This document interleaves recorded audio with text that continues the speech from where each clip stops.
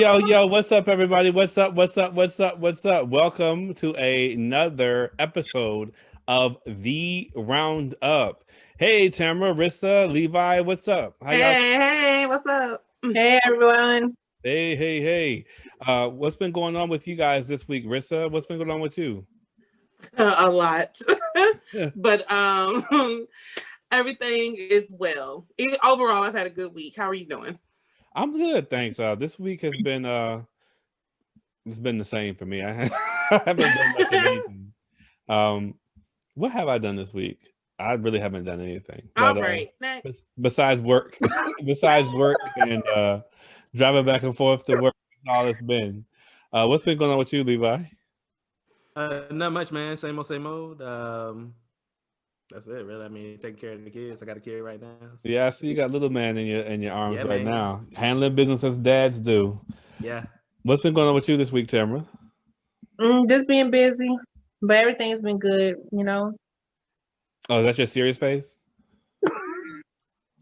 No, what do you mean? I really have just been like real busy with stuff, but Oh, that's everything's good. good. Yeah, everything's good though. That's good. Yeah, I mean, so what we're going to talk about today, guys, we have on our plate is toxic relationships. That's what our topic is going to be about. Ooh. And yeah, we just want to talk about a lot of the different things in a relationship that can cause it to be toxic, issues that you could have dealt with, or personalities or certain situations that have made a relationship toxic for you. What's come on, let me ask one of you guys, what is an example, or what's your definition or your thought of a toxic relationship? Who wants to give that for me? I think Taking it church style. Okay. Who wants to read that scripture for me? Yeah, I mean, you know, when you personally think of a toxic relationship, I mean, in general, what's something that you think about? What comes to mind for you? Go ahead, Levi. I would say something that is not benefiting you as far as like your mental health, your physical health, something that's more so very damaging What's that noise, y'all? to The babies. Oh, yo, did y'all just see Marissa gracefully? yes, because I was like, where's that coming from? And she say not one word. Okay, go ahead. I'm sorry. Go ahead. It's all good. It's all good. It's real. Marissa has kids. I got kids too, so it is what it is. Mhm. But anything damaging like to your mental health, your physical health, and things of that nature, things that are just like really, really not good for you. As far as like, you know, your thinking and things of that nature. You know, I think that's a form of being toxic. Can you not hear me, Hawkins? You're leaning forward there. I'm struggling. Can everybody else hear me? Buddy, I can hear you fine. Marissa, can you hear me good? Yeah, I can hear you. All right. It's a train coming past. Y'all can't hear it, but it's a train coming past me. Well, that's all you had to say. Can you Go ahead, hear? Levi. Can you hear us? Okay. Yeah. Oh, go ahead. Go ahead, Levi. Should we keep going? Yeah. Okay. But that's all. That's all I have to say. What does it mean to you, Rissa? So You know, for me, I'm tired of you calling my name last. I've noticed that this last couple of episodes. And then You you wanna go? complain Go when ahead, he Sam. called you first. Yes, that's time I called you first. You talk about something. You always call me first. I start talking to talk about something like that. Go ahead. I'm Go just ahead, playing. Sam. Go Go ahead. No, go ahead, boo. Go ahead.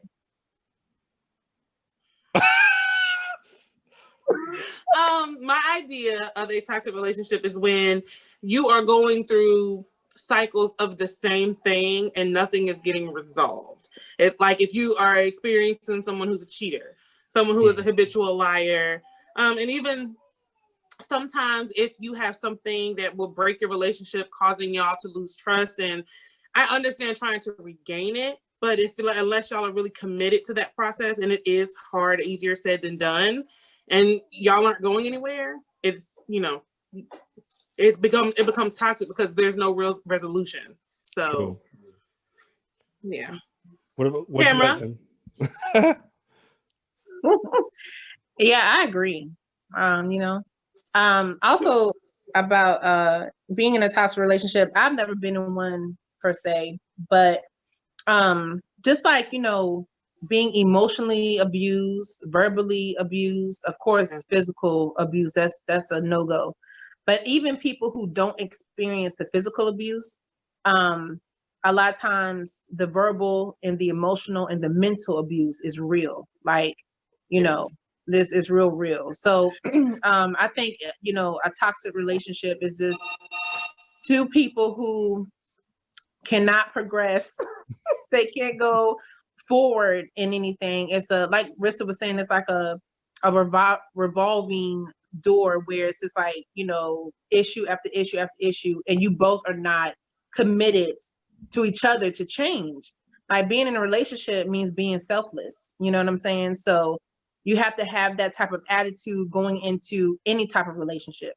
So that's what's toxic to me, you know. True. Not willing to change. You want a, you know, something to end up different, but you don't want to change. True. I feel like any toxic relationship is something where like most of you guys already hinted to, where you just, the person who is feeling, you know, when you're in that relationship with this with your significant other, you always feel drained, you always feel unhappy, or you just always feel on edge. And that type of relationship, you know, just, it's not healthy. It's not a healthy relationship for you to always feel that way, you know. So I feel that you want to be in a place where you can trust and lean on your partner. And in certain types of relationships, which a toxic relationship, that's really hard to do. So we're going to talk of like some certain like aspects of a toxic relationship.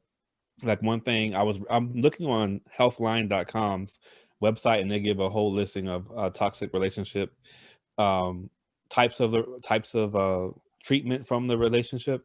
And one of the things they say is a lack of support, where your time together is being in a healthy relationship, they're based on mutual desire to succeed. And when you're in that relationship with your significant other, if you're in you might be in a toxic relationship if that other person is always competitive with you, or always feeling like they have to do better than your goals. So have you guys ever experienced that with even not even just like a romantic relationship, but in friendships?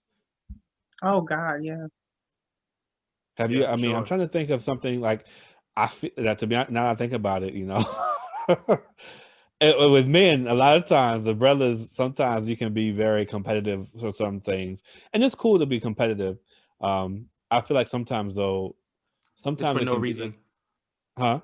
Sometimes it's for no reason. Like, Yeah, sometimes yeah. it's like unnecessary. Like, all right, I mean, we brothers, we're not, you know, we're not Right. rivals, enemies, you know, we brothers. Why we gotta be always at odds, not at odds, but always trying to be better than one another. But some people like that type. If you're both on that same page, and it's not in a way where it can come off negative, then that's Right. that's It's one not thing. demeaning. That's a Yeah, difference. You know there's what a I mean? difference. Yeah, some people really like that competitive nature, and all the time.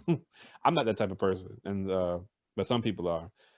What kind of, do you guys feel that type of way, um, where you feel that, or have you ever been in that type of? Why are you laughing, Marissa? Because she's so crazy.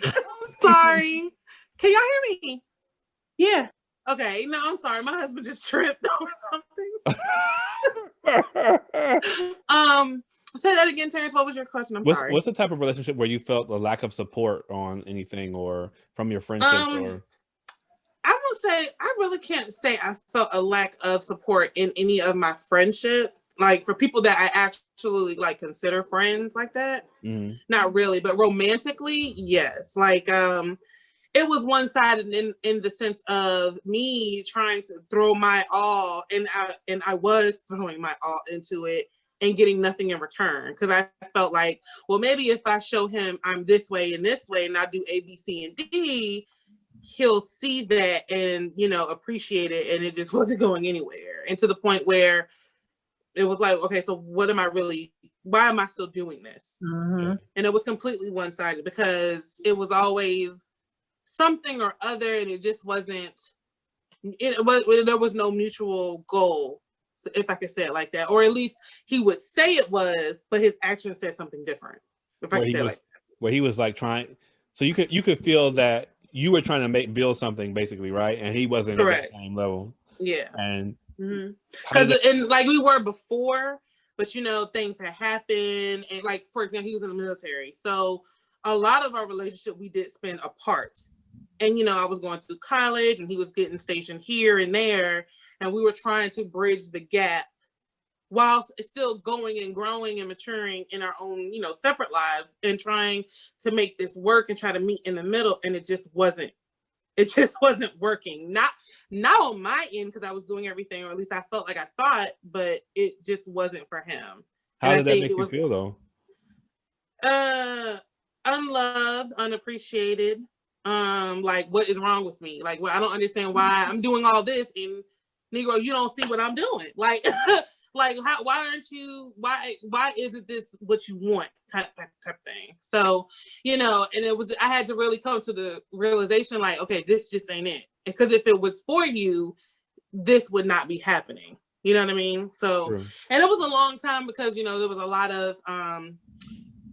of building that, a lot of time that I put into this, that we put into it at first. And then it was just like, all this things wasted, because like me and Tamara talk, you know, it's like, I don't want to get to know somebody new. I don't want to do this and build and all that, because that takes time. And then you put in all this time, and then nothing comes from it. But I had to realize, like, okay, this is just not it, because it was taking me to a place that wasn't healthy for me. So, right. Yeah. You got any examples, Tamara, of something where you felt lack of support? See, mine is sort of flip-flop from Marissa's. So where like my romantic relationship was, we didn't like end on bad terms. It was more so of we couldn't see eye to eye on certain things. But I do, and I'll get to the friendship part, but I do, when Marissa's talking about like how, because of course, if you're in a relationship, there's you love that person, or you really like that person, and it's a mutual feeling. So therefore there's a relationship. Right. And then if a relationship breaks up, it's for a reason. Now, like I was saying, mine wasn't like a toxic type thing, you know, wasn't any cheating going on, verbal abuse, emotional, it wasn't nothing like that. But the time part, boy, I put in some years, you know what I'm saying? And when something does end, it's like, dang, like not that I wasted my time, because I don't feel like it was a total waste, but it's like, now that we're at this point, and I don't see like a future with this person, that time that I had, like, I wish that, because people do change and grow. Me and Rich talk about that all the time.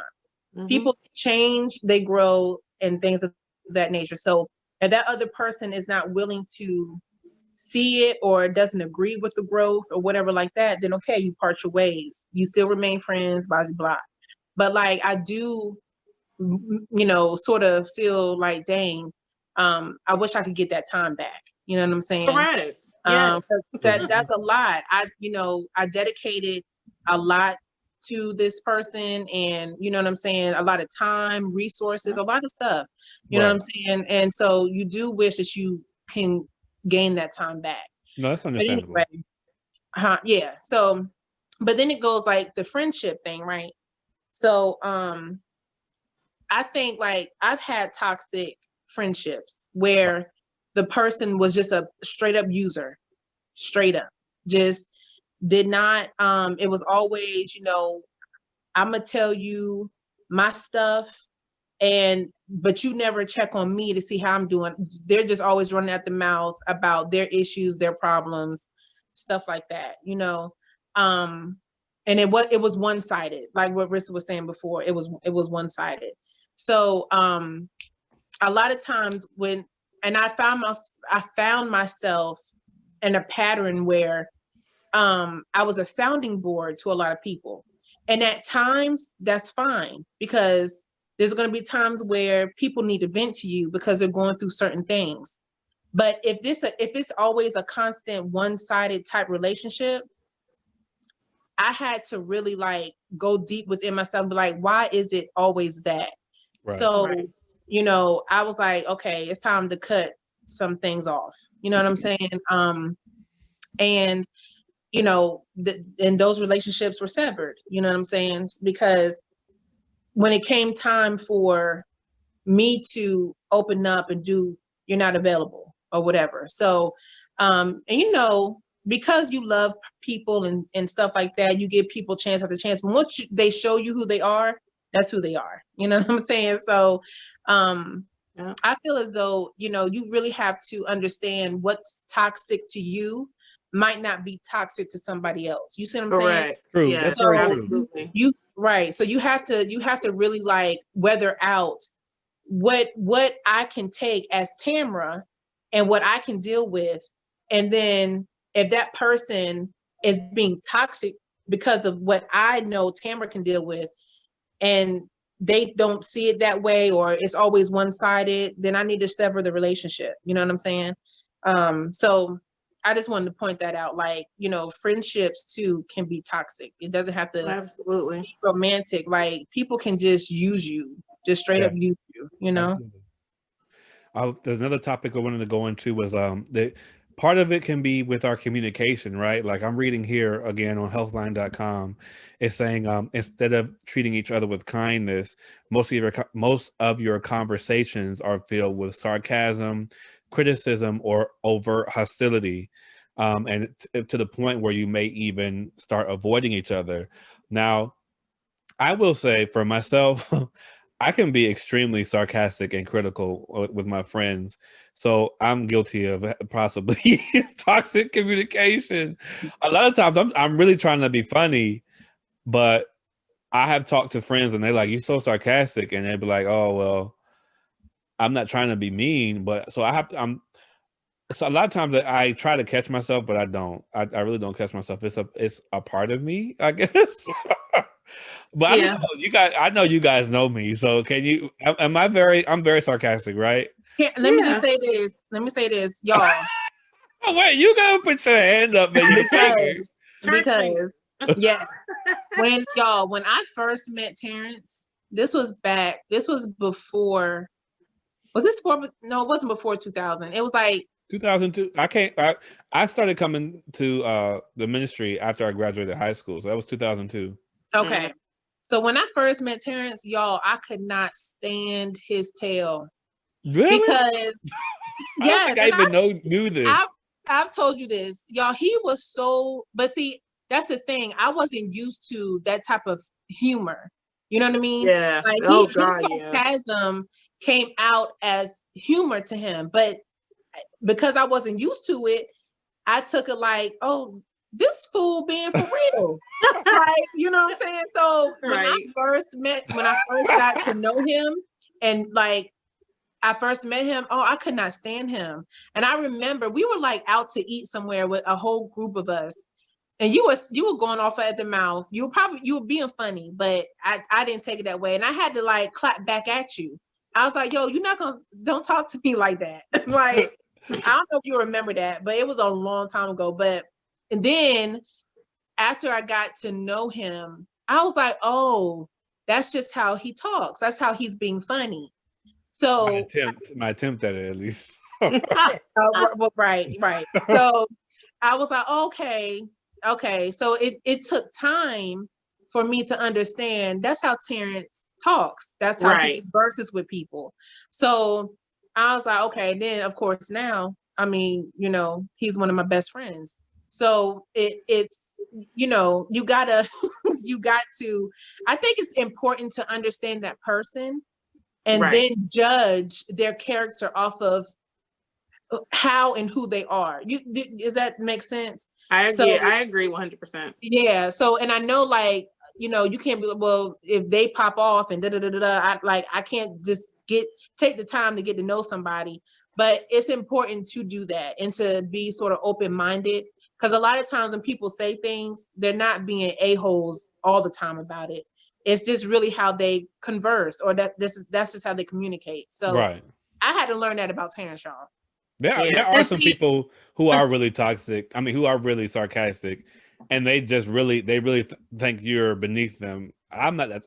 I'm not that type of person. Correct. No, right. And see, that's what I was about to say. Like, it goes back to Tamara's point about, knowing what's toxic for you, because like I'm sarcastic too, and that wasn't my thing with you though, Terrence, because I was like, okay, I think you're funny, but my thing was like learning how, because y'all, I had to develop a very thick skin hanging with this one. Yeah. Because I mean, if y'all were to be around us on a daily basis, the way that we joke, people have like, dang, y'all actually like each other? Yeah. Like, they get mad at each other. You would think we would be going for the jugular, and the jokes are that deep, but it's all in love. So that's the one thing I had to get used to, because I wasn't used to joking in that manner with someone. And I'm like, yo, I'm the sensitive albino girl at first, and then I was like, so okay. And then I had to really develop a hard skin, and now I can go toe to toe with him. Okay. He KOs me a lot of times. She TKOs me a lot. What about you? And I learned from the best. Yeah.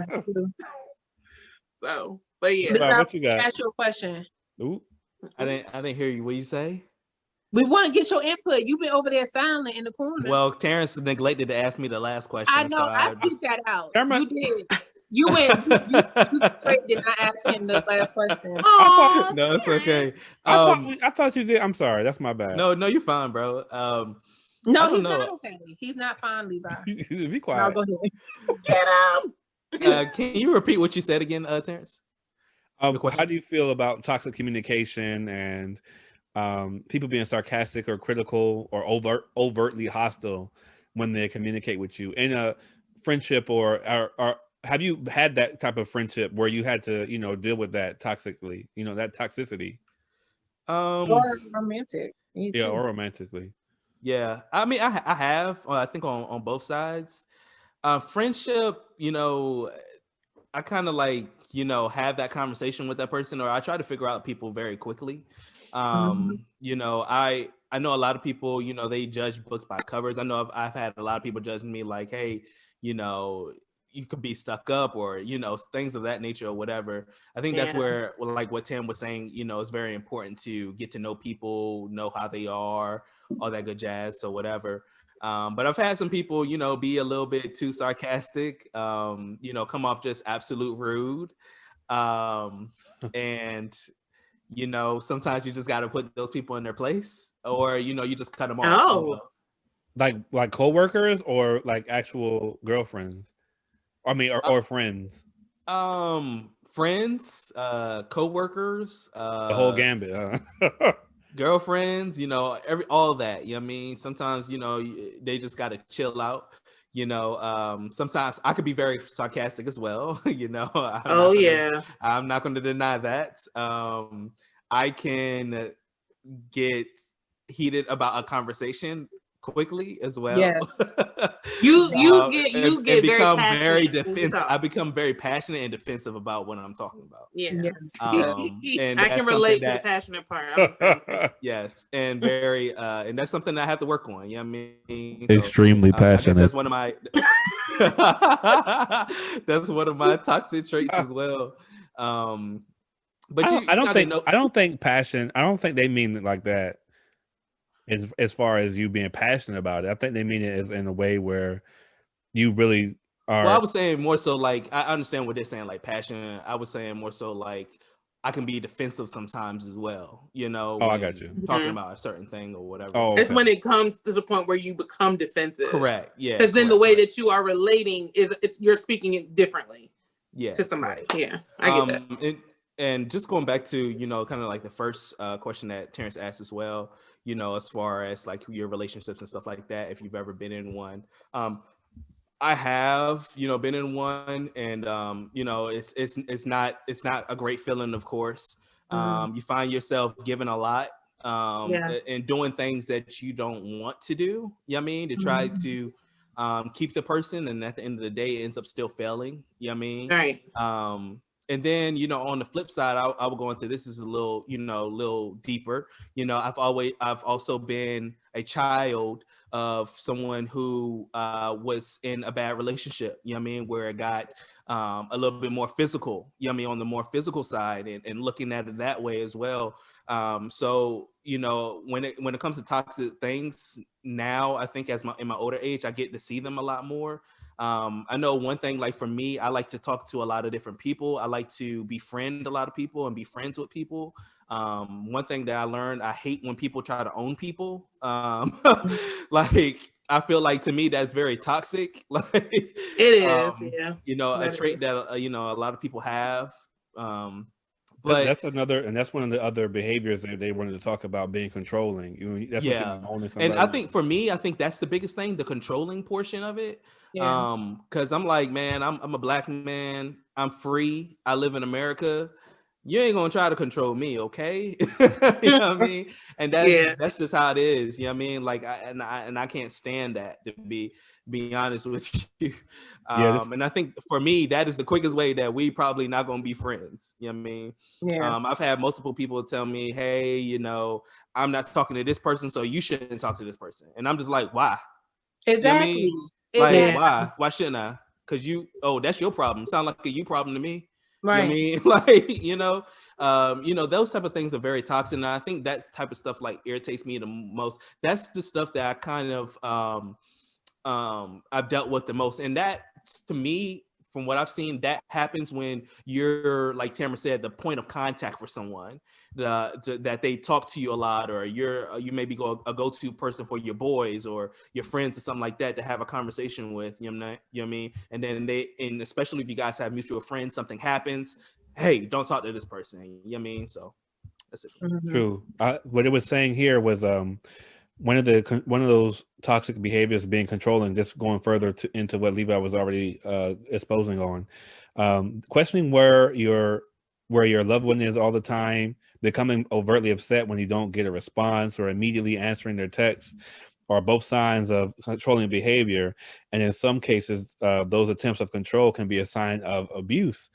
And really, I mean, I'm trying to think. I've had someone tell me before that they wanted me to, you know, not so much to cut off my friends, but to, you know, dial back my conversations with my friends. But you know, in that aspect of it, you know, I do feel like your friends are, you know, they do take a back burner when you come into a relationship, but to an extent, not to the extent where you completely are cut off from your friends and or especially your family. Like that's you know, that's something else to volumes, me. and that's definitely a red flag. That's a red flag to me. You know, like if you start telling me you can't be with this person, that person, I can understand if someone feels a certain way about me hanging around an ex-girlfriend, or, you know, someone who I probably have told them that I liked before. But as far as just a random person who is one of my good friends or family member, that's a little off-putting. And really, that type of control, you see that's like early signs of abuse, of trying to isolate somebody. You know, I wouldn't want to be in a relationship with someone like that. I don't know, about friends or romantically. You know, I've had friends try to, you know, they get mad when you start being friends with other people, and then even you try to bring them in so you guys can click, you know, and they still don't want to do that either. Now I can understand you not clicking with the outside friend, but I've had friends that actually turn away from me because I didn't cut off this other person, and to me that's not fair either. You know. Yeah. I see. That's the thing. Like, I understand. Like, it comes sometimes, not all the time. Sometimes it comes from a good place, because that used to be one of mine. Because I was very possessive over Tamara when we were like teenagers. So I was like, "Oh no, honey, this is my best friend." Like. I don't know who y'all think y'all are, but this is my best friend. Right. So, but like, that was like I was 15, and she really was like my first best friend, like since and coming into middle school, and we're sharing everything together and all this. And I'm like, I never had something like that. So I was like, oh, this is my best friend. I never was like, oh, I don't want you hanging out with nobody, but I was very protective though. Right. I think that's a big difference though. I was like, no, because it would have been different. My best friend, and that's it. That's all. It would have been different if you started telling Tamara, look, you can't hang with this one, that one. Right. I had never did that, but like other people who knew her before me were jealous that we were close though. Yeah. Because like I was like, I mean, we in the same core team and it happened. So it happens. It happens. Right. Exactly. And like, you know, and I mean, and Tim was like, seriously, because like, so my dad was in the military, we moved around. So I came from a predominantly Caucasian environment. And this is like me coming into preteen teenager years. So coming from a predominantly white area and back home, which is, you know, where we're from. And it's like, oh snap, this was a culture shock for me. Right. So I'm used to people picking on me because of how I look and all that. And Tamara was one of the first people who was actually nice to me. So I'm like, okay, so what is this? And so that's how our friendship had developed. So then when I started to see, because like I've always seen Tamara around, and I always noted the other people that, you know, that you would talk to. And I knew them because they lived, you know, like one of them, she lived like two doors down away from my cousin. So like her and I had somewhat of a relationship, but we weren't close or nothing like that. Right. So then once she realized that you and I were close, it was all of a sudden an issue. Yeah. So and you know, and what's crazy, and y'all, this is school days, okay? School days. Yeah. But what's crazy is that certain individual, like I could feel her trying to pull me away from Rissa. And I was like, look, okay. And y'all, by this time I was saved, you know what I'm saying? And I was trying to get, you know, people not like into the church, but just to get them to know who God was, because that's what it was new for me.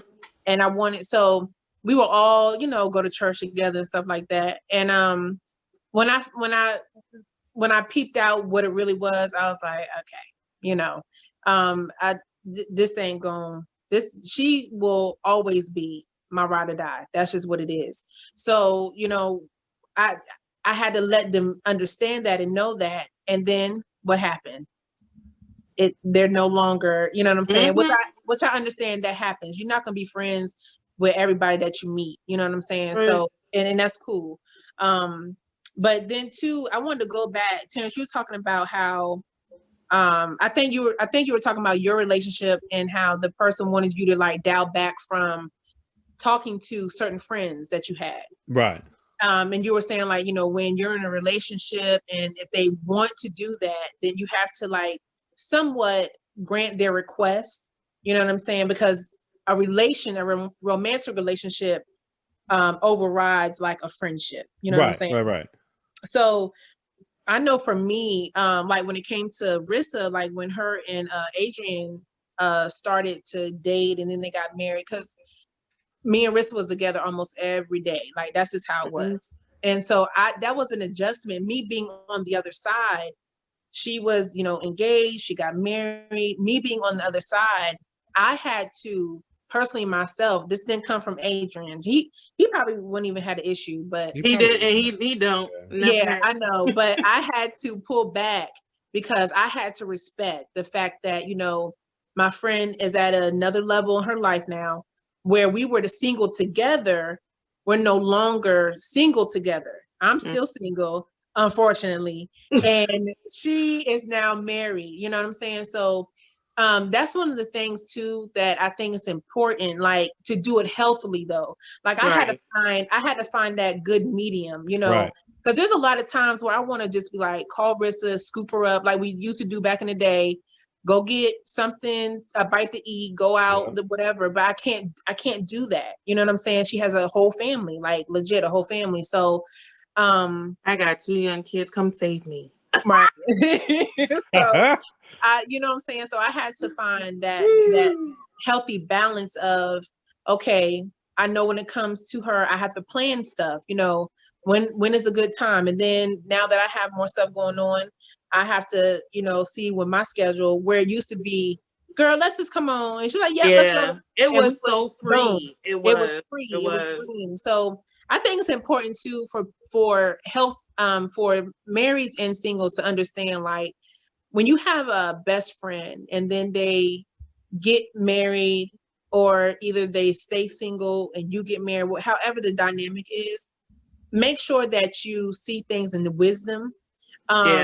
It's not that, you know, y'all's relationship has severed. It's just that it changed. And that's what life is. Life is always changing. So that's just something I wanted to point out. Like, make sure that you're secure enough within yourself to understand, like, my best friend has either I got married or she got married, but we're not at the same place we used to do as far as like time and stuff like that. Right. But there's no love lost. Like, absolutely, I can still call her up if I'm going through something. She knows, you know what I'm saying? There's only certain people that I talk to. She knows. And then if I like this, like, what was it the other day? I was texting her. I was like, Rissa, I really need to get like up with you because I want to like get some stuff off my chest. But she knows me. I don't like to do stuff over text or on the phone. I like to be in person. So, and then of course, all hell broke loose in her house, with her house getting tormented by creatures, and right. It was just a lot. So that got broken up. So I had to be mature enough to be like, okay, this is what happens. You know what I'm saying? Like, she has a whole family she has to tend to. And I have to take the back seat, you know what I'm saying? And it's cool. But I just wanted to bring that out because a lot of people get jealous over that. And it's changing. And I can even speak to that, because even as you were making your adjustment, I was too. Because I'm like, she already lived with other people. And and you know, you're used to being around, being a part of the dynamic all of the time. And then when it shifts, it's like, wait, what's going on here? Because I ain't used to this. So you definitely have to be mature about it, because if you don't, you're gonna either do, say, or feel something that you know, or you should know better. That's not the truth. Right. So but it's like, girl, calm down. Exactly. Tell myself that it is not like that. You know better. Like, it's just the dynamics now, because there's similarities with this new group of people. Right. Well, I say reconstituted, because that's what y'all did. But but like, you know, that's just what it is. And you, like you said, you have to be. You have to do it in a healthily way. You have to make sure that your mind is right, because people really do get jealous, and it's like, you know, it's not really like that. This is not what you think it is. Get it together. You know what I mean? So exactly. Yeah. It's life. It's life. Yeah, and it's adjustment on both. Because I always tell you, like, listen, I'm not gonna be one of these people who's cutting off all my friends just because I'm getting married. That's not happening at all. And I told y'all, like, no, I don't. I understand, like, you know, there's a certain line. Yeah. But thankfully, I have a husband who is very. That's another thing. It's good to have mutual friends too. Yeah. When a couple is married, it's good to have mutual friends, because now that he knows everybody, it's not a big deal to him. Like, you know what I'm saying? It ain't, and thank God for that he understands that, because it's not. He ain't one of them people that's like so possessive over me. He just want me to himself and all that. It ain't like that. That is good, because I would have had all types of issues. I would have dealt with it. I would have dealt with it though, but I would have had a lot of issues. No, but see, I'm not gonna let that go down. Like, some married people, they feel like once you get married, that's it, and everything else is to the wayside. And then time passes, and then you realize you missed out because you didn't keep up your relationship. Keeping up a relationship, regardless of who it is a two-way street. It is. Yeah. It's a balance. It's a balancing act. No, it really is. Because, like, I'm like, okay. Because, like, I would text Tamara, like, because Tamara's one of the people, she just do things. She don't tell nothing because she don't think it's a big. I'm like, all right, Negro, what's going on with you? Because I need to check in, because I know you ain't going to just come out and send me no photos and tell me what's going on. So I'm like, because she doesn't, that's just how, it's not, like, if it's not in the moment, my poofy going to forget. So it's like, what's going on with you? Many times I call you, like, all right, give me whatever, let me know what's going on within the past couple months, because that we haven't had a chance to talk about yet. Absolutely. So we do that all the time, because we make sure we make time. Right. Because I'm not letting any of my relationships pre-marriage fall to the wayside. That's just not me. Yeah. True. Levi's, you had something, you was agreeing with stuff. I need you to. You okay?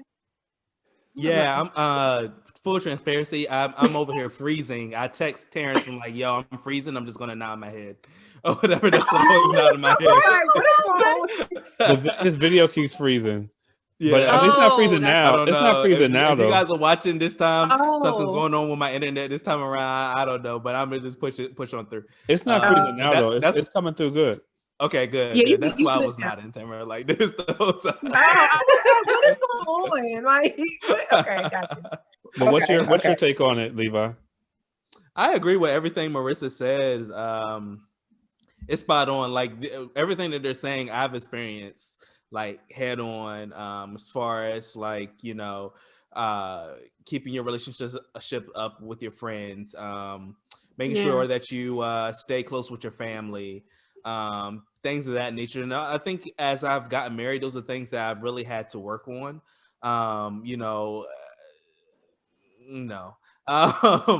Those are just things that I really had to work on, to make sure that I stay connected with them, make sure that they feel that that I still love them, things of that nature. But Absolutely. I 100% agree with everything that you guys said. Just if you happen to be a person that's listening now, just make sure that you keep up those relationships with the people that you love, or the people who are are into you. You know what I mean? Like, my two sisters here, they're best friends. They're gonna keep up with one another. They text one another, call one another. We all keep up with one another in all different types of ways. Sure do. We may find out certain things from conversation, but it's cool. Or we might just have an outright conversation about something, and it might be light, it might be deep. I mean, you need that. To me, like, this is my core. Like, these are the people that I talk to all the time. I have some other people, if you're watching, that I talk to all the time. I'm still as close to you as I am to these people as well. Don't want you to get it twisted. That's right.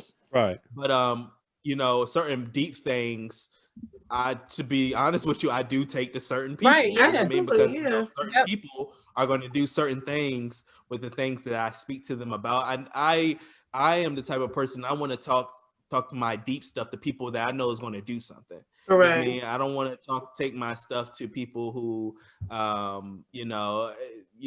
business is here to Timbuktu, or that can't just get a prayer through for me. Sometimes I want to say something, and I know my friend, I can say something right now and about something deep that's going on in my life or whatever. And I know these people, they might not pray with me on the phone, but they're about to go nod their head and pray for me before they hit the sheets. Okay. Same for them. You know what I mean? And that's the type of people you want, and if you are in a toxic relationship right now, I would say definitely reach out to some people and get the help that you need, or get out. You know what I mean? Like I said, I was a kid of someone who was in a toxic relationship. Full transparency, I'm just being real here. And sometimes you just need to get out. You know what I mean? Yeah. And that's what it is. So do it by any means necessary, whether it's you talk to your friends, whether you need to go to a counselor, or whatever, however your avenue is, go ahead and get that help. And then, hey, maybe you are watching this video and you have some of these toxic traits. It's never too late to change them. You know what I mean? That's Like, right. I had some of these toxic traits. You know what I mean? Yeah. That's just real. You know what I mean? But sometimes we just, have to, change some things about ourselves. And what type of human being would you want to be and just be stuck the same way for all your life? Exactly. If you're not growing in this life, then what you're doing? You know what I mean? Right. We all have room to grow. We all have room to make ourselves better. You know what I mean? So if you do have some of these traits, don't feel bad about it. Yeah. And then also, can we also just take a moment to also recognize, like, especially for people who are in a romantic relationship, recognize those people who are toxic to your relationships. Like, that's a thing. So, and for some reason, a married or a wedding band is attractive to single people, whoever could be attracted to your spouse. Even with that, like, that's a thing. So I just, that's making sure thing. it's right. Because, like, my husband's a really nice guy. And he's, and like, I remember when we were engaged, and there's this girl that, he would talk to every now and then or whatever. And she asked him, like, she would text him at weird hours of the night. And I'm like, okay, whatever. It was never nothing like out of the way, but then it was like, then one time it was like after we got engaged and he put it on Facebook and, you know, she was just like, oh, well, congratulations. I'm so happy for you. Da, da, da. And they're talking about that. Then some time passes and she texts him, are you happy? Like, what are you fishing for here? Right. Like, you fishing. Like, how you gonna text him and say congratulations, then ask him if he happy? Yeah, nigga, he happy because he proposed to me. What you mean? Yeah, that are you happy is like, yeah. I don't That's do that gateway. that kind of stuff is, and because I don't know why some men are, or a lot of men are like this. Y'all don't get when or pick up when other women are trying to be more than friends or looking for a loophole. Mm-hmm. I think sometimes most men know that. Well, I won't say most men. I think sometimes a lot of men know that, but they try not to make their girl like be super upset about it. You know, like I don't care how she feels. So no, they don't want you to be. He's talking about they don't like if it's some girl talking to him. We're gonna try to downplay it so that you won't be super upset. You know. No, I get that, but because I don't do that with me. I don't call a spade a spade. Like I feel you. You know, I don't try to protect me and my feelings and once I pointed it out to him, then you know he cut her off because I was just like, she's fishing for something. I don't know exactly what it is. You know, y'all had all this time before I came into the picture to make something of it, and you didn't. I'm here now, so handle this because this is going to be a problem because I could tell, and she was the type of woman to be with married men anyway. I already knew that about her, so. Well. No, so handle it. Oh, God. One thing I will also say on the marriage side as well is, you know, you and your partners, make sure that you keep toxic people out of your relationship or your business. You know, of course, we're always going to have people that we need to vent to sometimes because you know your significant other may get on your nerves or something may happen. You need to talk to somebody. I mean, that's real.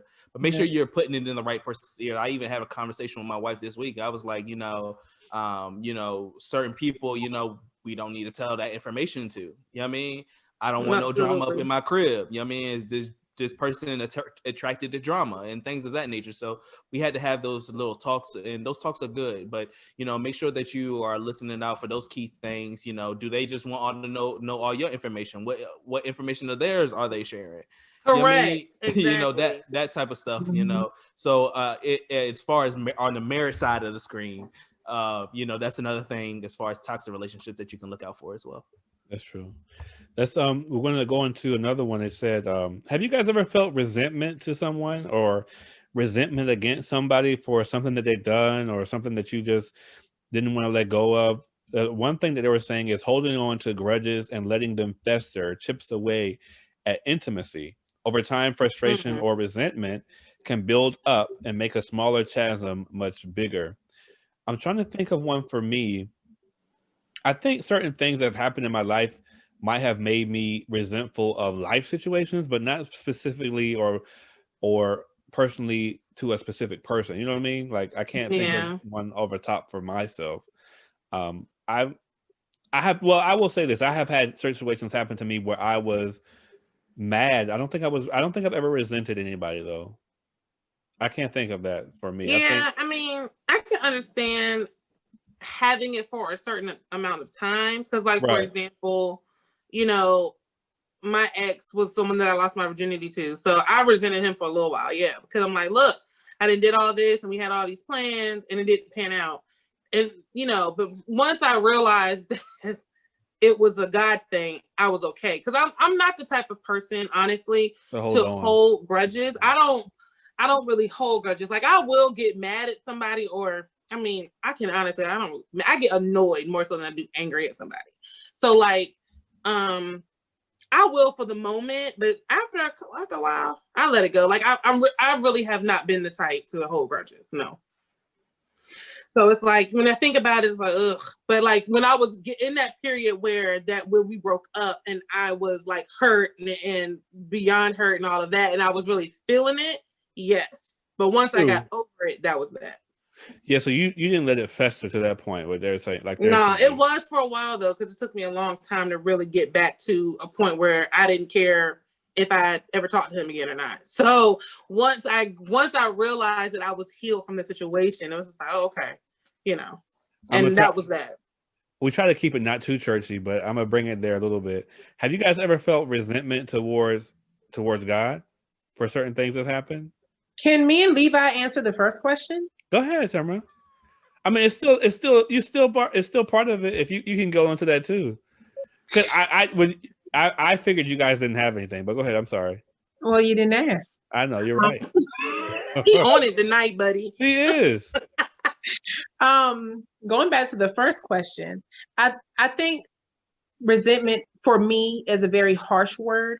I mean, like Rissa said, I get annoyed with people. I even get mad at people's actions sometimes. But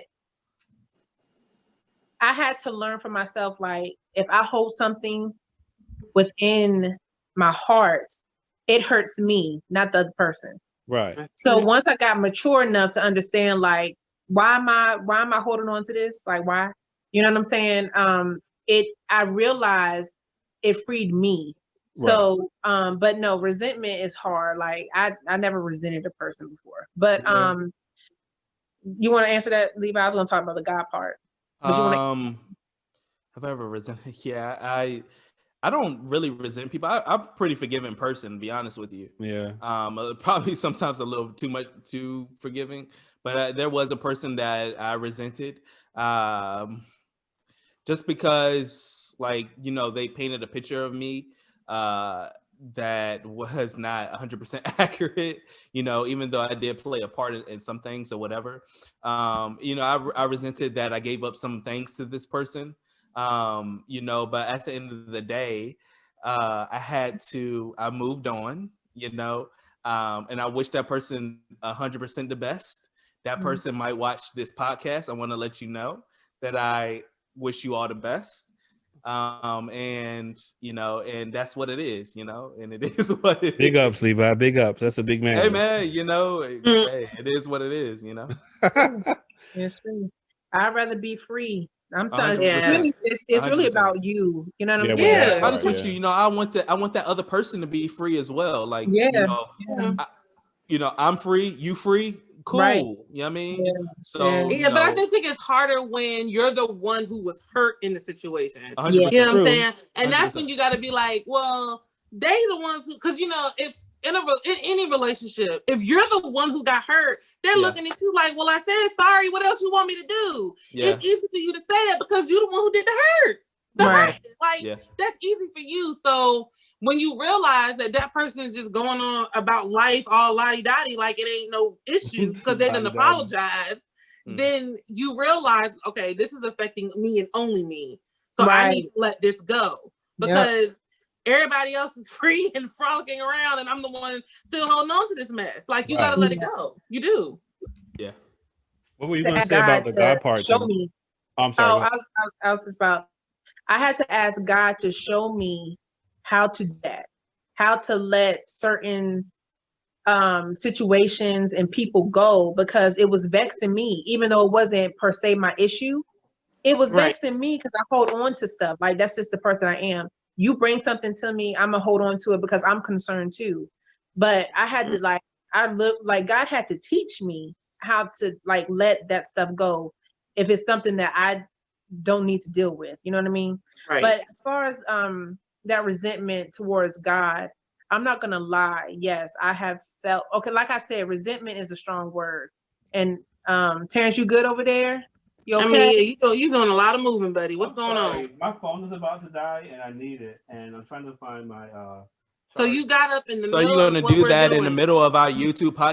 Go ahead. In front of all these people that are watching. Sorry, guys. This is so unprofessional. I can't believe I'm a part of this production. I'm so sorry, y'all. I'm so sorry. Oh my God. Okay. What were you saying? But like I was saying, resentment is a strong word. But I can say, when my parents died, I was upset at some stuff. I'm not gonna lie, and it was the way that they died. Like, for those who do not know, my story, my father died of suicide, and then 2 years later, or a year and a half later, my mother died of a heart attack, and we were in the movie theaters together. Like, she died in the movie theater. Me and my brother were sitting on either side of her, and she died right in between us. So with all that said, like, it was certain things that, you know, as a family and as a mother and daughter type relationship that I had with my mom, we talked about certain things were supposed to transpire that she was supposed to see and be with me here, you know, to experience and stuff like that, but it didn't happen. And I just knew, you know how sometimes you just know in your hearts of hearts that certain things are going to come to pass, and those people are going to be there right with you. Right. So that's how I've always had that vision in my head. Like, of course, that's my mom. You know what I'm saying? She died very, very young. Both of my parents died very young. So instead of like understanding the situation, and because my father took his own life, it was like, okay, that was in his hands. But like, when it came to my mom, I felt like, if you're the God of all miracles, why couldn't you bring her back? You know what I'm saying? It was a difference between her death and my father's death. That's how I felt. So it was a lot of things that I had to work through emotionally, and in my mind, to understand, like, why did it happen the way it happened. And a lot of the stuff, and this is my favorite saying because it's true, it is what it is. I won't always have an answer for every question. That's just what it is. So there's some things that are still unresolved within me that I have issues with when it comes to those particular situations. So so it's not like it's a resentment type thing. I know who God is. I know how vast he is too. So me being the little human that I am, and understanding God and his grandiose type being, you know, I have to understand like the levels, you know what I'm saying? Though he is grandiose, he's still my personal father, my heavenly father. And there's just some things that I won't know down here. And I had to come to terms with being okay with that. So yeah, there was a lot of stuff that I was mad about, very angry about, because I didn't understand why it had to happen the way that it did. But I got back to a place where I had to know God on a real level, like a real level. And that made it better. It's crazy, but it made it better. My relationship with him, it was better after that. Because, you know, you don't go through anything hard, you don't know how you're going to, your strength, I mean, that you can acquire. You know what I'm saying? Right. So, like I said, resentment's a hard word, but yes, I was very angry and mad at times when it came to certain things that I didn't understand why it had to happen.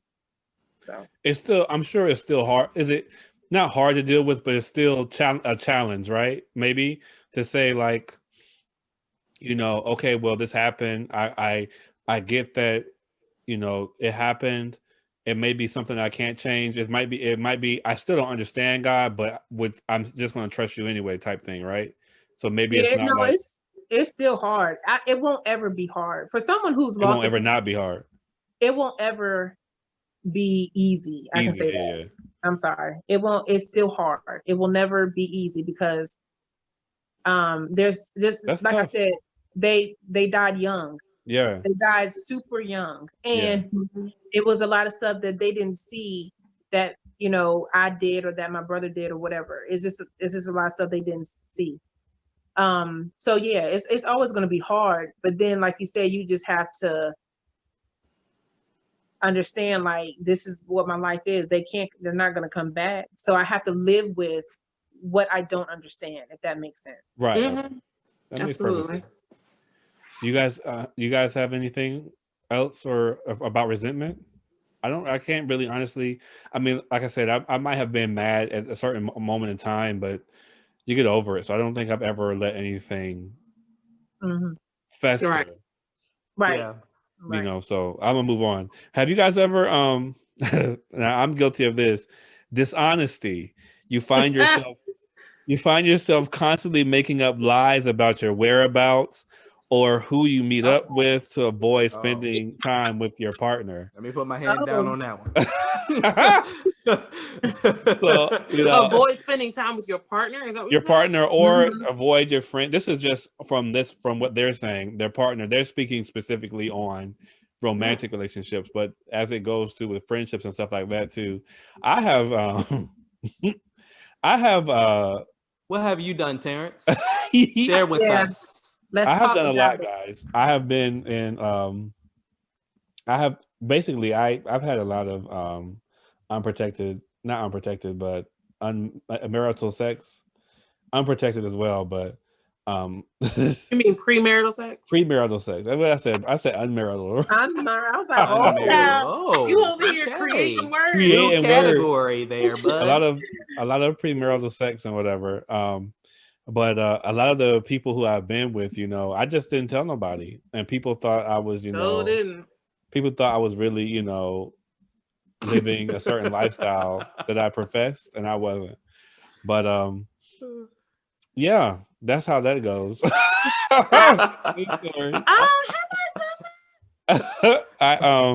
You know, I can't say I was like, it wasn't like something constantly where I was like just straight up lying. I would just, and this doesn't make it better, but I would just omit it. Like no one would ask, I wouldn't tell anybody anything. But I've never had anybody like straight up ask me what I was doing, and I would just be like, oh well. No, I take that back. People have I was asked me. about to say, I know, haven't me and Rissa asked you? Yeah, Yeah, y'all have asked me before, but we've in that aspect, when they have asked me certain things, I would have already confessed about it, and I was like, okay, I did this, whatever, I did that, whatever. But you would do a little at a time. Yeah, I would do. It would be like we would talk about it in January, and then if it came around in August, you would give a little bit more info. Me and Tam were like, you ain't tell us that. Then we talk about it in December, and it's a little bit more information, and we still like. That's because Terrence be forgetting the information that he's telling you. No, he don't. But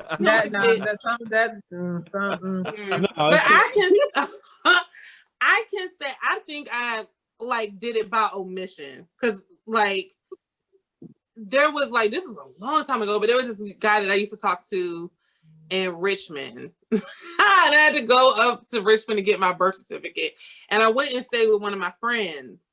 And we were just talking, and I think that was my first time actually meeting him. This was like shortly, like right after I got back to the was this right after the ministry? I can't remember if it was or not. When you maybe say like right a after the year ministry, what do you into it. mean? Like when I came back, because you know I was here when I was younger. I was a part of the church when I was younger, but then left for a little while, then came back. But I think this was maybe like a year or so into it.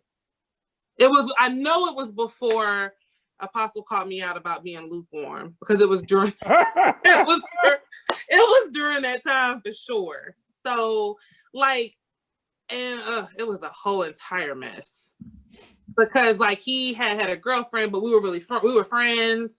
But then it like progressed into something else, and then like she found out about me, and it was just a whole mess. Oh, so you were the mistress. I was, because like we kissed once.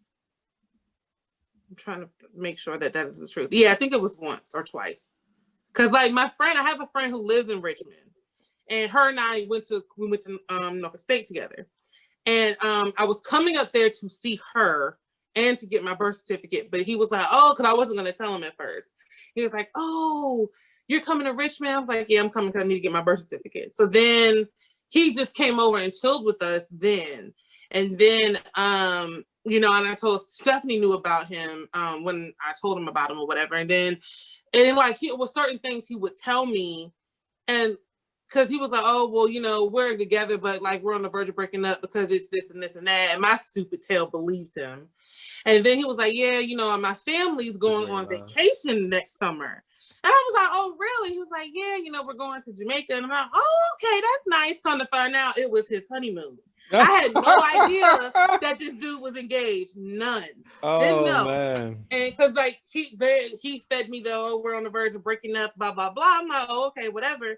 But then it was like this vacation, and I remember him starting to talk about it all the time. And I'm like, okay, whatever. But then come to find out, he was getting married, and that was his honeymoon. And I'm like, oh, so no, I didn't know that. I had no clue that he was engaged. No. So how did you find out?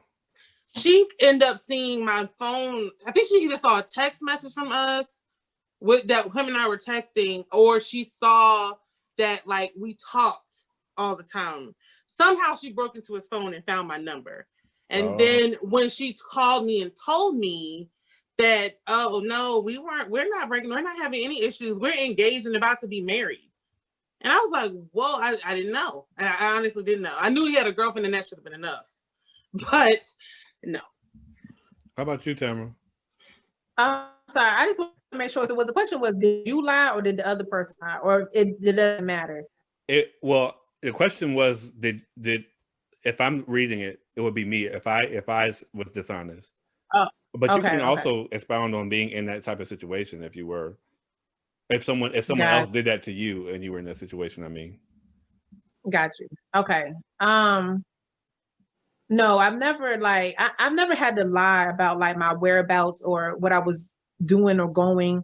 First of all, the person who I was in a relationship with, he's away, incarcerated. So we didn't have of course, he's away. So if you're watching, Tamara likes thugs. She likes thugs. Thoroughbred. If you've ever cut someone, now's your chance. All you have to do, call her up and say, 3rd-degree murder. You got her. Y'all see that teardrop? Y'all see that teardrop on her right eye, right? That is a birthmark, okay? This is a birthmark. There's a teardrop. She was initiated in 4th grade. Shut up. Anyways, like I said, so I didn't have a reason to lie about, what I was, because he wasn't here. I wouldn't have done it anyway, but I didn't have a reason to. So, but going in the future when, I get into another relationship, because I'm, mature now, I can't say about, years and years ago, but I don't think that I would have to do that, because you want your relationship to be, of course, based off of truth and honesty, and you want your relationship to progress, you know what I'm saying? So, now I have, told little white lies and stuff like that. Y'all believe in white lies? See? A lie's a lie. Her old country soap. A lie is a lie. No, I know it is. But yeah, I mean, I've done little stuff like that. Not about my whereabouts, but if I had to send off something, because he was very if y'all know who, of course, a lot of my family who watch this and my friends who watch this, they know who I'm talking about. He is very demanding, but in a good way. But that's just who he inquisitive. Is. Yes, very. And so he, he like, did you send my letter off yet? I'd be like, yes, in the mail. Man, that's the junk be right on my desk. But but yeah, so but no, I ain't never had to lie about my whereabouts and nothing like that. And the only thing that can come to mind, from Rissa's example, I had went out with this dude in the church, and we were at convocation at Founders Inn, and Rissa knows exactly where I'm about to go. So we were together at this point, right? So we were all together, and we were in the hotel at Founders Inn. And so it was a group of us. And so me and Rissa, I don't know who we were with, but it was me and you and somebody, it was some other people. And we turned the corner, and the dude that I'm dating was on the hotel wall with another girl. So anyway, he was on the wall with another girl, and we were going out. And so, I mean, to me, I just feel like that was just dumb on his part, because we were in the same building, in the same hotel. But he didn't think that I was going to be there that late to see him do that. Like he So was that boot up with the girl. like boot up. So I was like, man, whatever. It was over after that though. And actually to this day we don't even talk. But but you know, it is what it is. I have been of course lied on, whatever like that. But I haven't done it. I haven't done it myself. So what about y'all? Levi, you have anything? Terrence, you should probably go first. I already did mine. Oh, you did yours? Yeah. Oh, okay. Maybe I just. I didn't know remember. you did yours. Yeah. As far as you lying on somebody, you didn't do that. I did so. Or I was where talking about you were dishonest. right. Oh, yeah, to right. a friendship. Okay, got you. Okay. More so in a friendship. Okay, so not in a relationship, you've not been dishonest either. I was talking about relationships. No, man, I haven't been in any relationships. Well, the ones that you were in, have you ever done anything like that? Like to be. What do you mean you haven't been in relationships, but you've been in relationships? I said I haven't been in that many relationships. Oh, gotcha. Not like romantic. Not real. Not no real relationship. Oh, okay, gotcha. His was just sexual. Yeah, everything I've been in was just sex. I know, but you have been in one real romantic. I mean, you know what I'm saying? Oh, you mean what's the name? I know. I said I haven't been in many. I haven't been in many. No, but I never had to lie about my whereabouts or anything in those relationships. I never did, at least. Okay. The you know, I've never really lied about my whereabouts because I was the one with the friends with him. He was lying. I probably would say I wasn't totally honest about certain things that certain proclivities of mine. You know, so I mean, these words, though. I was, you know, life is funny, and I have done a lot of things, guys. I'm not really comfortable about putting it on camera, but I've done a lot of things that I remember. All of my family knows about it. Most of my friends know about it. The church knows about it, but I just don't like talking about it on camera. But a lot of people, most everyone knows, I think.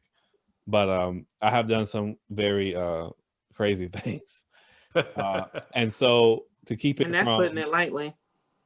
Wait a minute. To keep it from, you know, I mean, most everybody, like I said, most everybody knows about it, so it's not like it's no big secret. I just don't like to talk about it, like talking about.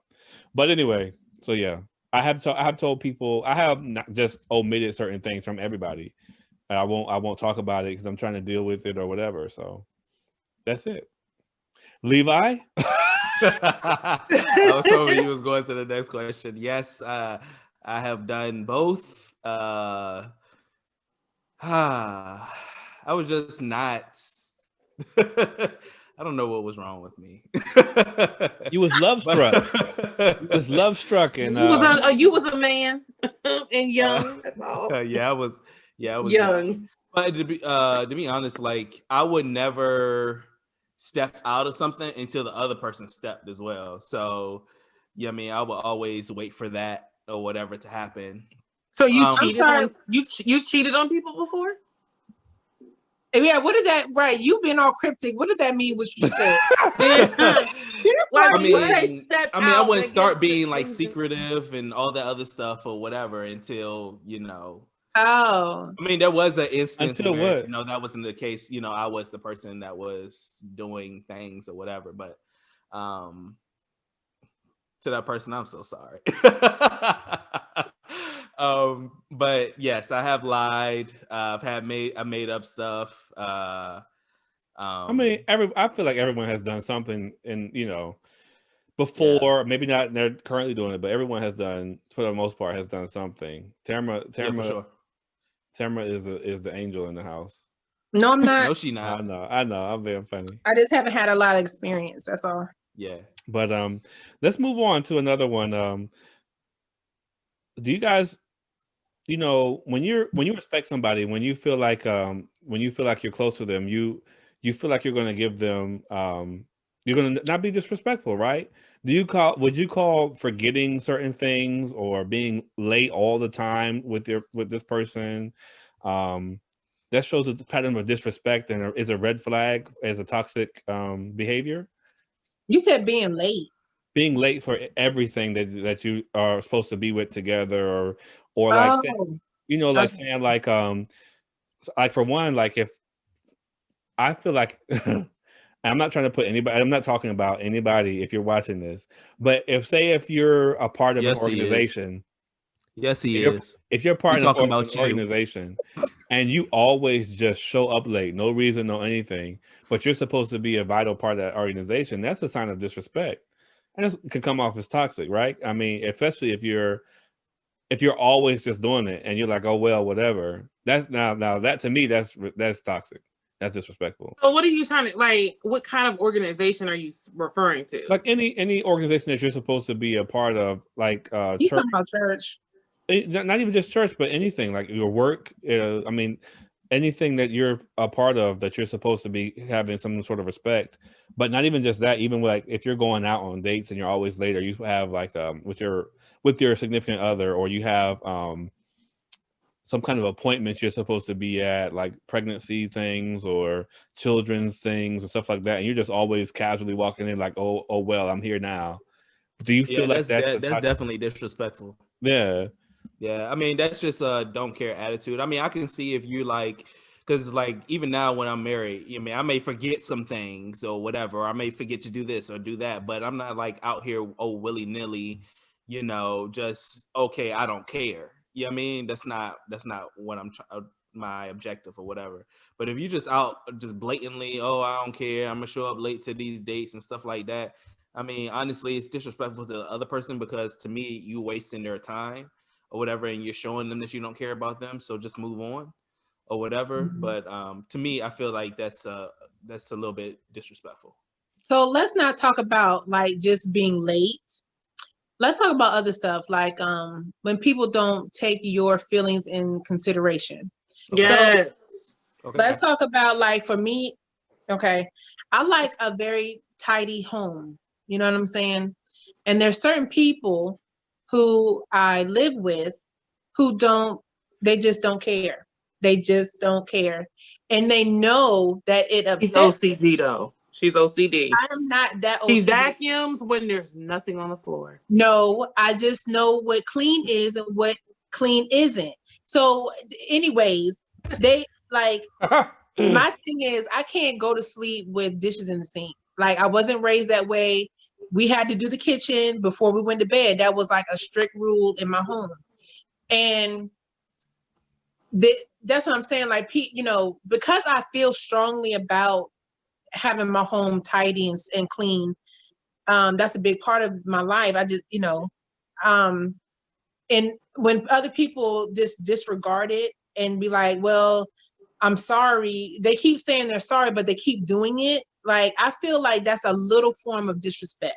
Honestly. Yeah, I agree. Because especially if you're the one that always cleaning it up afterwards. Now that's a big I got a great example. Full disclosure. Yeah. So, all right. So this is a ongoing discussion between my husband and I. So like, he's the one who's usually always goes to get food. And I always tell him, babe, check the food before you leave.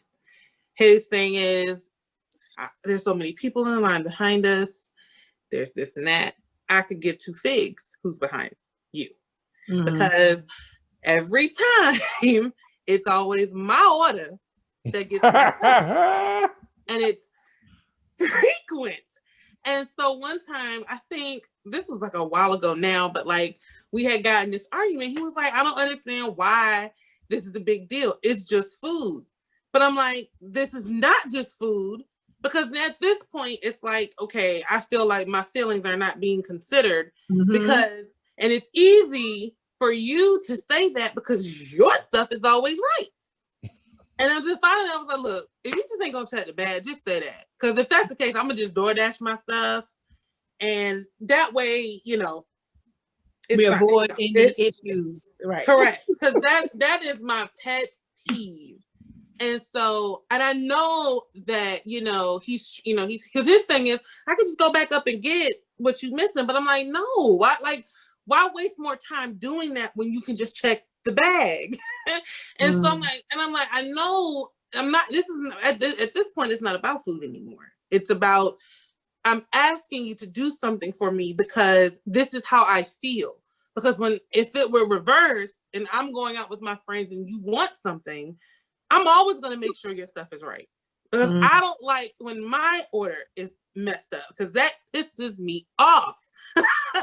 Because I feel like, why is it always my food that gets messed up? Like, you know what? It do be her food. Even when we out, Marissa's food is always something wrong with it, or it's late, or come out last every time. It's always like that. And I'm like, at this point, you know, I just need you to make sure that you are considering how I feel, because it gets annoying when it's always my stuff that's messed up. Mm-hmm. So, like, usually for other stuff, I will call ahead, make sure we got everything, you know, and then sometimes if I forget, that's on me because I forgot to tell you. But, you know, like, I remember your orders, you know, so I know what you like. I could literally, depending on what restaurant we go to, because I have a good memory, I can run down your orders because I know we've been married for 6 years. So I know what you like, depending on where we go. But if that's not you, fine, I'll tell you, but just check the bag to make sure it's right. True. I feel you on that. Yeah. When I think of patterns of disrespect, I think of like even between just the four of us, there have been times where I think we didn't understand certain things about each other. So we would say or do certain things, but after a while, we grew to a place where we would try to not so much be like, you would just be mindful of each other's feelings and each other's desires or wants or whatever. So I think after a while, when you're building healthy, if Terrence is in a real conversation, please do not say the word stupid. Don't call him stupid. Lord, it is no flex zone. Hey, I think you're kirking out. I think you're kirking. And the person, I hope he watches this. He is going to be. He is going to bust out laughing. I think you're kirking out, man. Don't do it. I've gotten a little bit better with that. It depends on if I feel like a person is really trying to like really come for me, yeah, it makes me upset. But just calling me stupid to say it, it's a very offensive thing to me. It's almost like being spit in the face for me. Like there's certain things that might happen that can instantly enrage me. I might calm myself down really quickly, but just the thought of someone spitting in my face, slapping me in my face, it's not on that level anymore, being called stupid, but it was for a while. On that a long time. Yeah. I don't understand why y'all always act like y'all right and I'm the one always got to be wrong. Exit stage left. And Tim were like,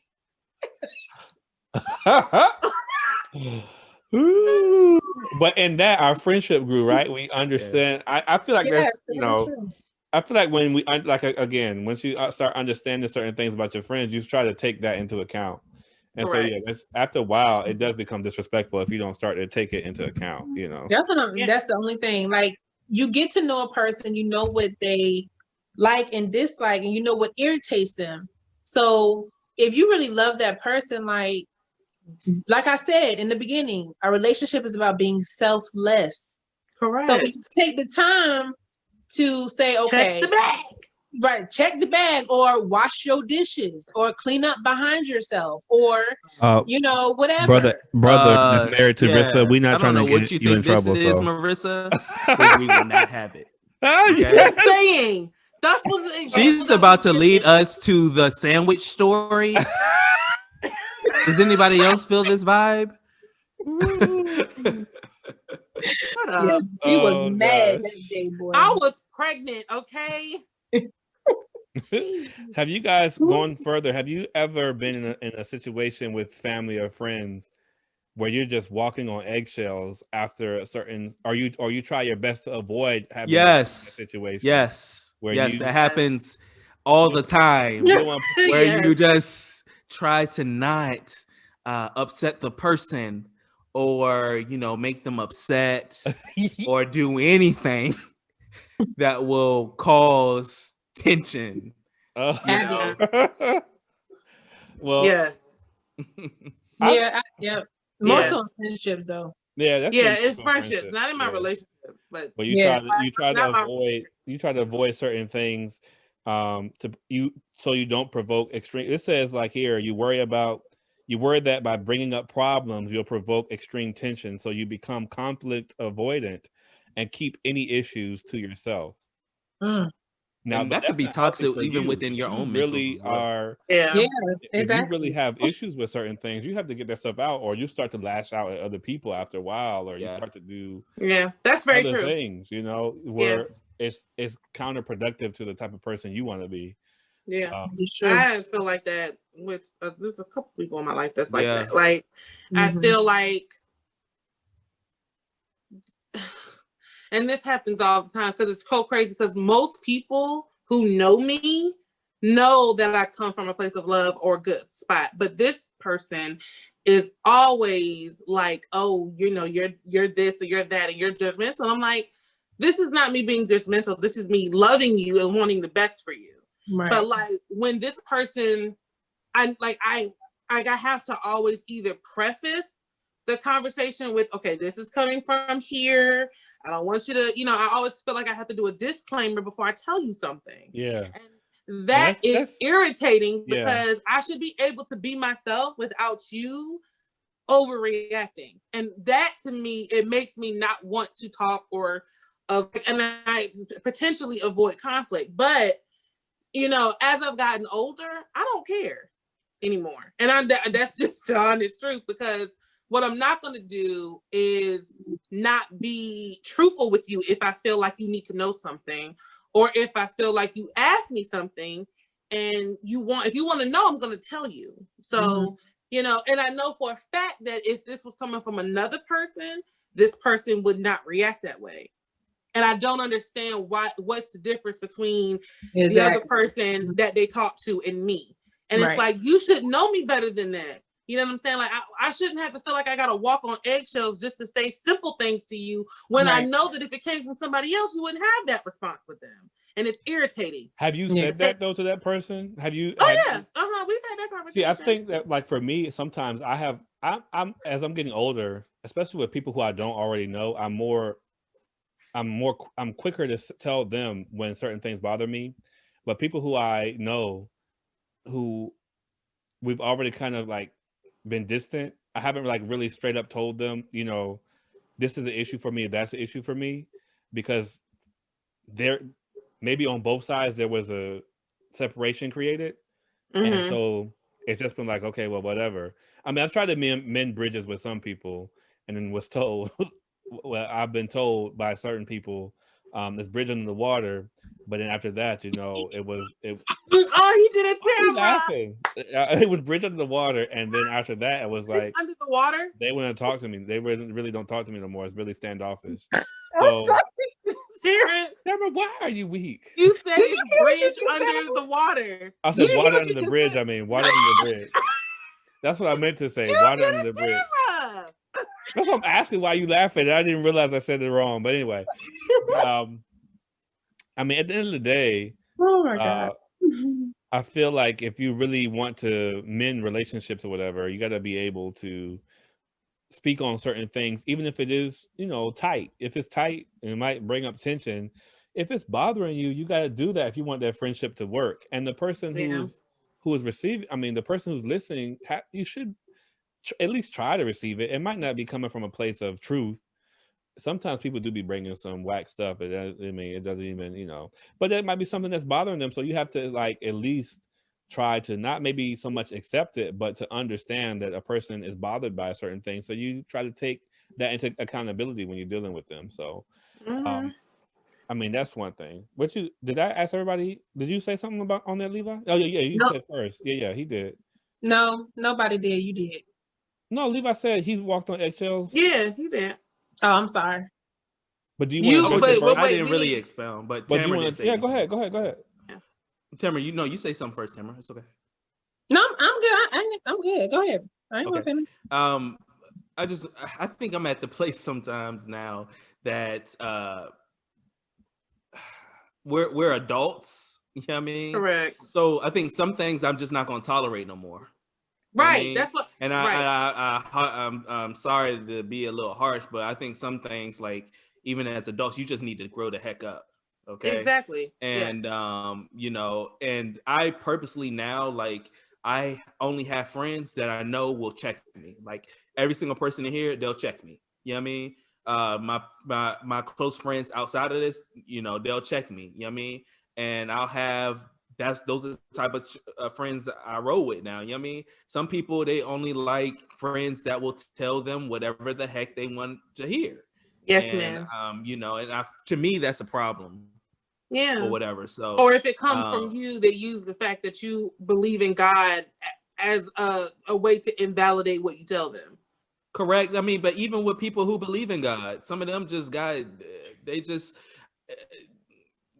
it's just so the thinking sometimes of people. Like and I've come to understand that some things are just not. Tamara, are you okay? Yes, go ahead. We just want to, the whole audience here, we just all want to know that you're okay on the other side of this phone and nothing is happening to you. I'm fine.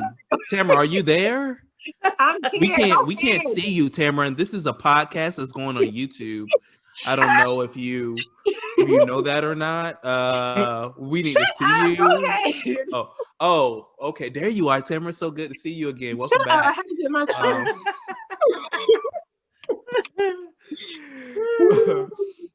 But you know, that type of thing, you Yeah. know, as far as like when it comes to like friendships and things of that nature, you know, that I watch out for now, versus I might have tolerated a little bit, you know, when I was younger. I feel you.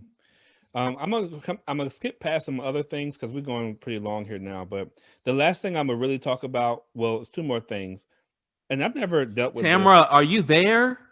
Tamara, we are on YouTube. This is the podcast on YouTube, Tamara. I'm right here. Oh, there you are. Okay. I've never dealt with this personally. I wonder if you guys have. Have you ever dealt with someone who threatens suicide or self-harm against themselves in order to get to get you to become to conform to what they want from you? Yes, I have. Really? Yes, I have. Man, I've never experienced that. No, yes, I have never either. that is, I would say, I think out of everything, that is the most toxic thing. They have no intentions of killing themselves, but they will threaten these type of things. Actually, no, we have. We all know. Well, I'll put this person out there, but we have all experienced somebody who did that. Yes, we have. Yeah, God bless them. I mean, God bless the person. But what? I don't know who y'all talking about. I don't want to say names on the thing, but anyway, we did have a friend that that professed. Are you sure we all had this friend? Yes. Yeah. Oh yeah, we did. All of us. Oh, okay. Well, that threatened harm against themselves. And, it was concerning. Even I think the pastor even got involved, and other people got involved, and I don't remember this. These two don't act like they don't know what we talking about. I don't remember everything, Marissa. God. Exactly. But anyway, they'll be like, "Oh, look at Tamara's face, mouth open, looking crazy." Because I'm really confused right now. Yeah, I'm confused. That's something serious. I would have. Yeah. I think that's more so the thing that really irks me, because this is a very serious matter, and here you are, you using this serious matter for your own personal gain, to try to pull on the heart or the emotions of someone else who actually really truly cares about you. That to me is very, very low. You're a very low human being if you do something like that to me. And you know, it's just meant that. It's really despicable. You know, very, it really is. Because there's people like actually going through something that they may want to take their life. No, I agree. And here you are, and you're using it for this to get what you want. Like, yeah, come on, bro. Like you got to do better. You know what I mean? Yeah, that's true. Yeah, I mean, other than, I've actually never dealt with that in like a romantic thing, but only with a friendship, and really not many of them. But yeah, this was a person that we're all close to this person, but because I don't know who you're talking about. You'll remember later, but and this is nothing. This is not a dig at the person. Everyone goes through things and everyone deals with things, whatever. But that is a toxic that is a toxic Trait. attribute. So Yeah. a toxic trait. So if anyone, if anyone's dealing with that, try your best. I mean, it's a serious situation. It's hard to know when someone really is really truthfully thinking about committing suicide, especially now the suicide rate is up high. The Yeah. rates are crazy. But Yeah. so it's hard to really differentiate about that. So someone could definitely truly mean it and then come out of it. But if someone is doing that and they're constantly threatening to hurt themselves or kill themselves, and they're constantly making you do certain things be in exchange for them to not kill themselves, that is manipulation. I mean, that's straight up Oh manipulation. yeah, So absolutely. I would hope that anyone would be able to see through that and hopefully get the person the help they need, and really just try to do what you can to not fall victim to it. um do y'all have any other? Well, I'll go to the next one if you guys don't have any. If you guys can't think of who we're talking about or have anything else, this is going to be the last one. Um, Threats and verbal insults can escalate to physical violence. If your partner is pushing, slapping, or hitting you, it's a clear sign that the relationship has become dangerous. And at that point, I don't think that the relationship can be saved. Do you guys think after physical violence, you can come back to a relationship where a person is not that way and you can can become a healthy relationship? Yes. And let me tell you why I say this. Because anything that a person has done in their past, are you saying that that's just who they are? Like with all of our past, like, are we who we were in the past? No, we changed. You know what I'm saying? So I do feel like a person can change their ways completely and be that decent, wholesome person. I know of a couple who went through a lot of tragedy, and he was being physical with the wife. They separated for a moment, but then they got reconnected, and they're together now. I don't know if they're doing good or not, but they're still married. You know what I mean? So I think there's a lot of variables. Now, I don't want anybody to come up here, oh, she condoning physical violence. No, I'm not. If someone puts their hands on you, absolutely leave. But what Right. I'm saying, the question was posed, can that person change? Yes, they can. You know what I mean? They can Yeah. change, and Do you feel like this is mostly for marriage? Do you feel like or if it's a boyfriend girlfriend, if you're in a relationship and you haven't married, would you still continue to be with that person? You think? yeah, probably no. Yeah. Because the thing that's different. Like marriage Right. is, to me, marriage is a like, Sacred vow type that's thing. a sacred vow. That's a lockdown agreement. You know what I mean? Right. Now, if you just my boyfriend and we're not on that level where maybe we're working towards it, but you're just my boyfriend and you haul off and hit me, oh hell no. You know what I'm saying? I mean, hell no too to the marriage thing. Yeah, but But I say, yeah, no, to the marriage it's a thing as lockdown agreement that well. I'm about to get up out of. I'm gonna tell you Right. that. That is also something that you need to get out of too, marriage or not. Right. But what I'm saying is, like, if it's just a relationship like that, that of course, yeah, I'm out. But same with a boyfriend girlfriend type relationship or husband and wife type relationship. If you really love that person, right? They do something physically harmful to you, y'all split up, whatever, but then he or she changes and you know that they've changed. It's hard to say, like, what I personally give someone like Right. that can No, chance.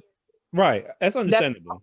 that's hard. But I know a lot of people that have, and their marriages have thrived after that. You know what I Right. mean? No, I get that. I feel like that is on a case-to-case basis, but you really have to really understand some things about the other person. Like you have to really make sure and see a change, and you have to really take that time, I feel like, to be separated from that person and allow them to feel the separation. And you have to, I don't know what it is about the people who work and because I've seen people who have gotten back together after that.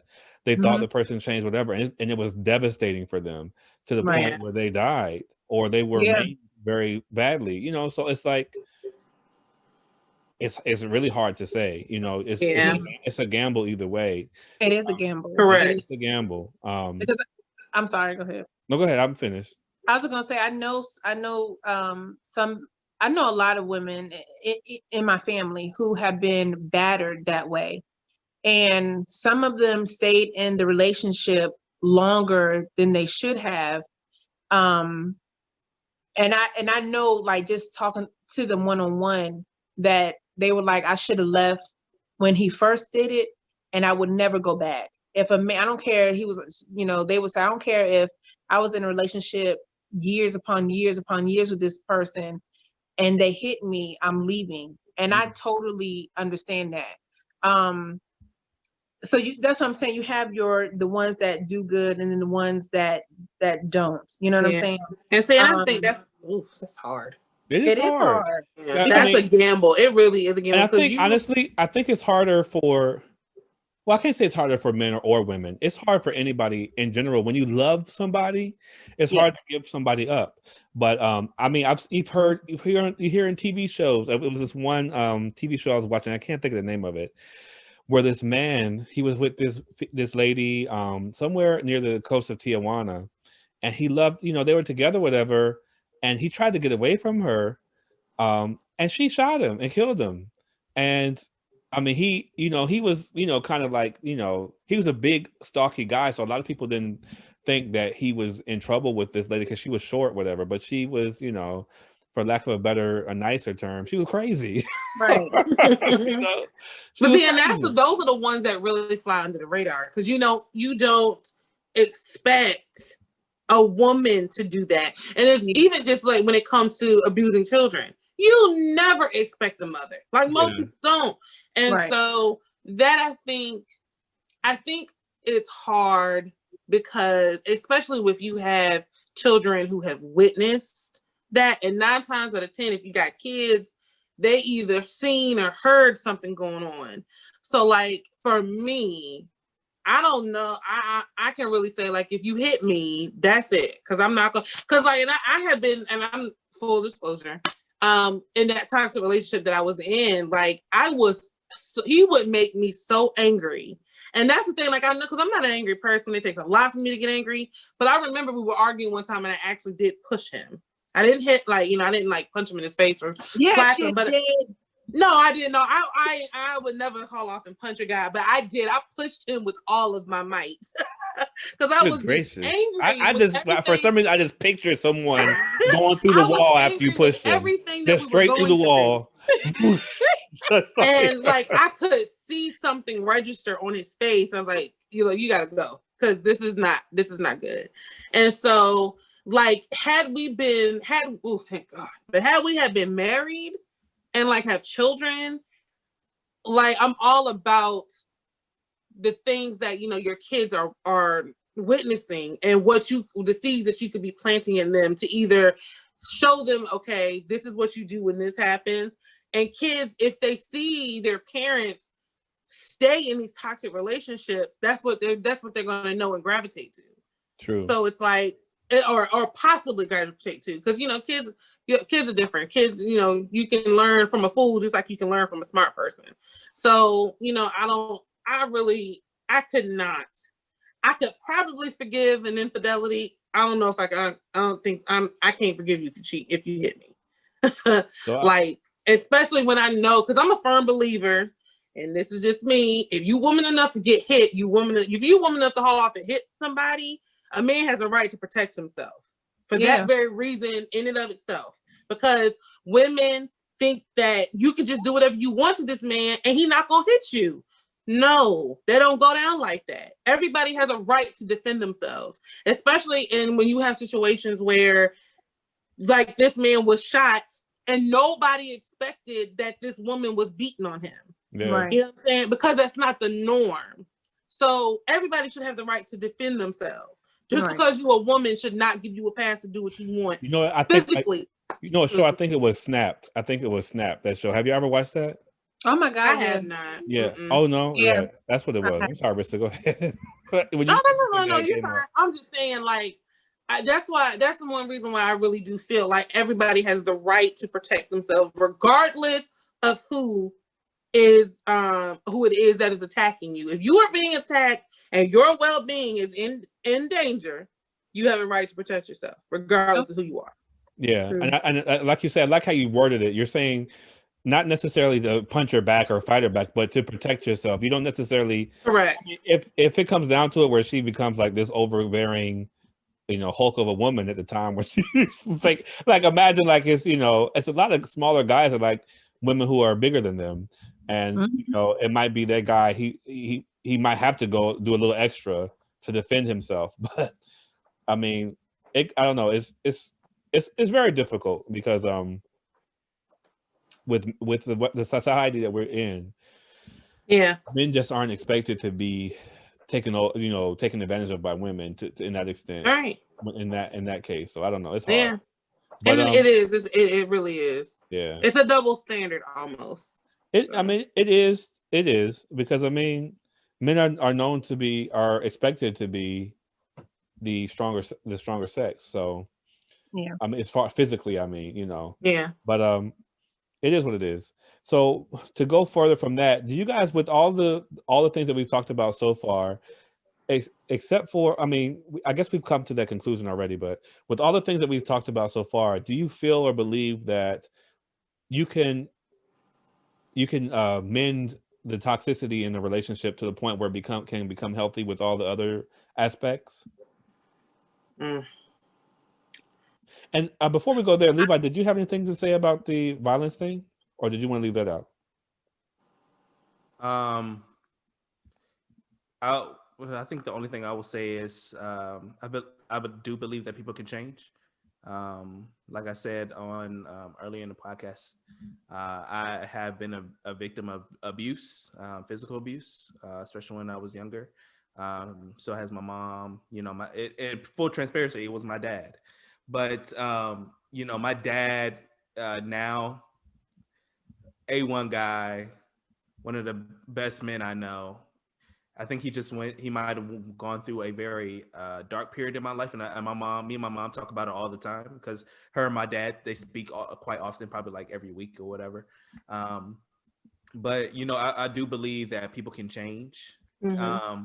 I do believe that the stigma of women, putting their hands on men can be, a lot of people don't believe, for some reason, a lot of people don't believe that could happen, or a lot of times it's not talked about enough because of, hey, you're the big guy or whatever. My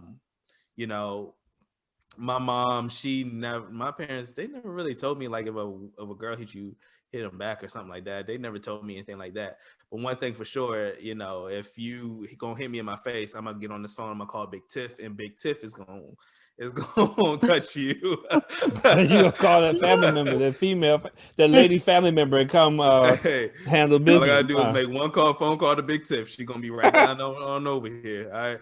But I do believe that people can change. I do believe that there needs to be a little bit more awareness of like female to male abuse and things of that nature as well. Absolutely.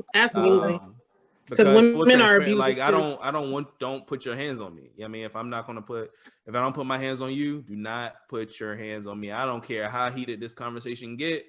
Yeah. If you need to take a break, and go somewhere else, or I need to leave the house or whatever. Do not put your hands on me, or whatever. But that's it. I do believe that people can change for the better.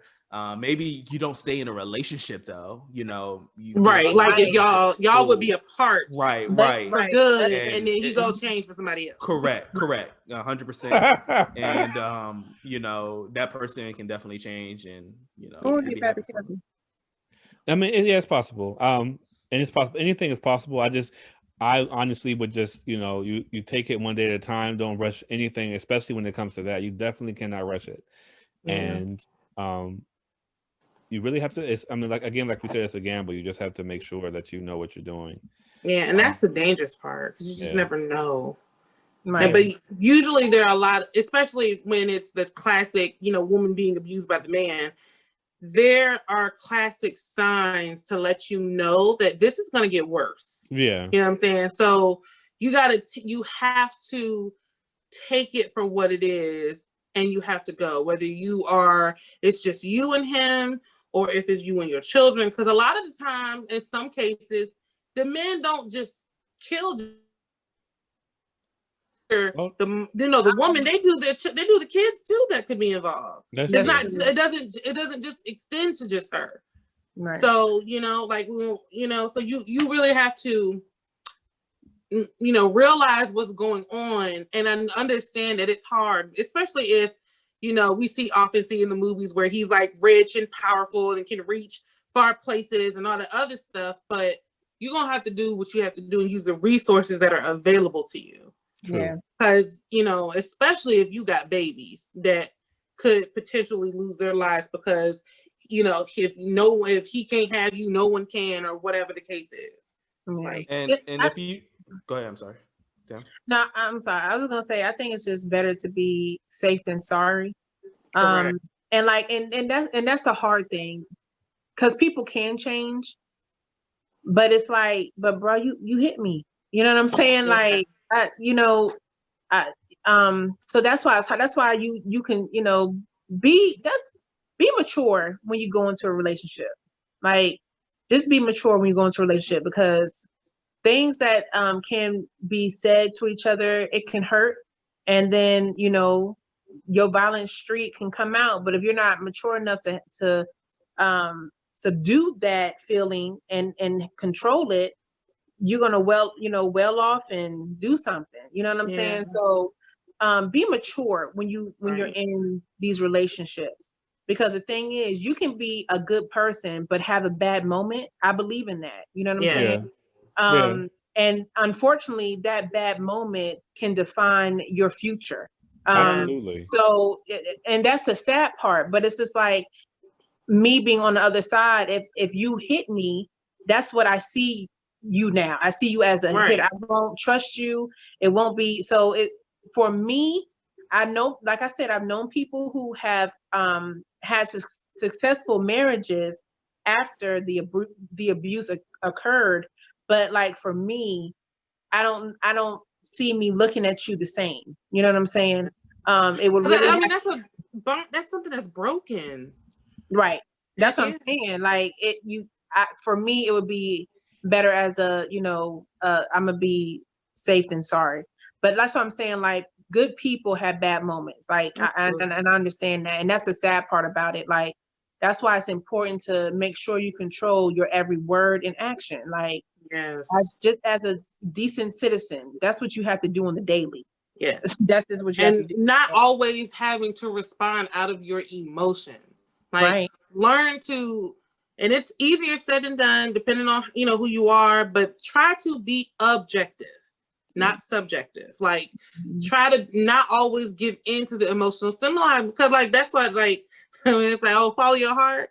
Nah, that stuff is gonna get you in trouble sometimes. Yeah. You know what I'm saying? You really need to understand this situation, being able to take that minute before you go fly off, and just wait and stop and think about it for a minute before you do something that you might regret, that could define the rest of your life.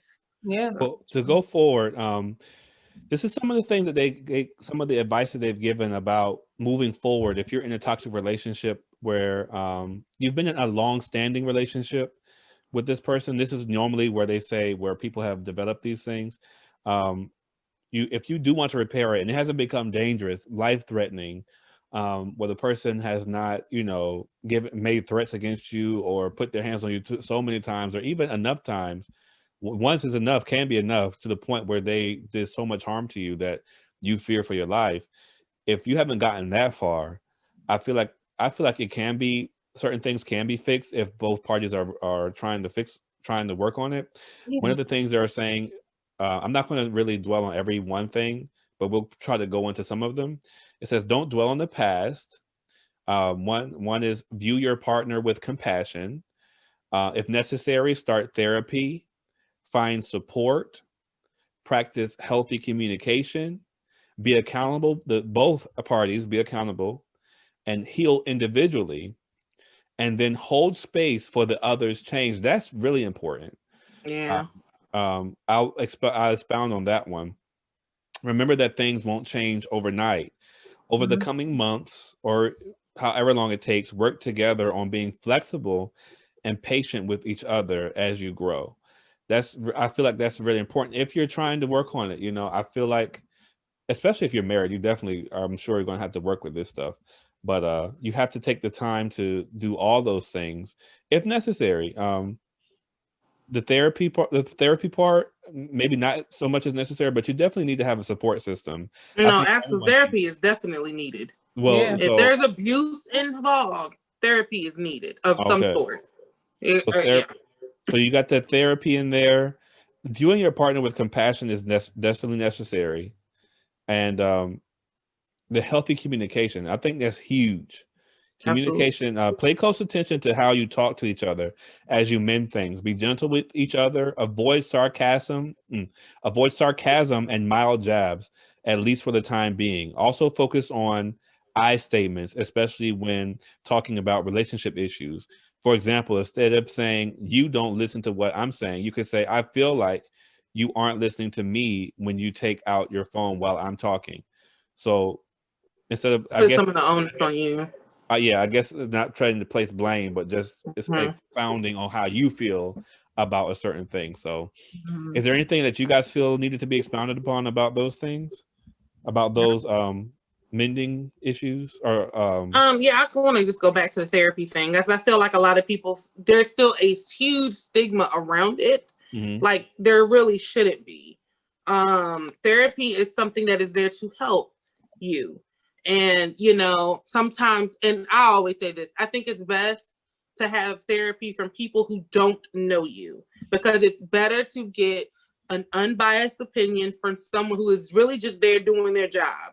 Because what you don't want, because you don't know what people's bias are towards you Right. necessarily.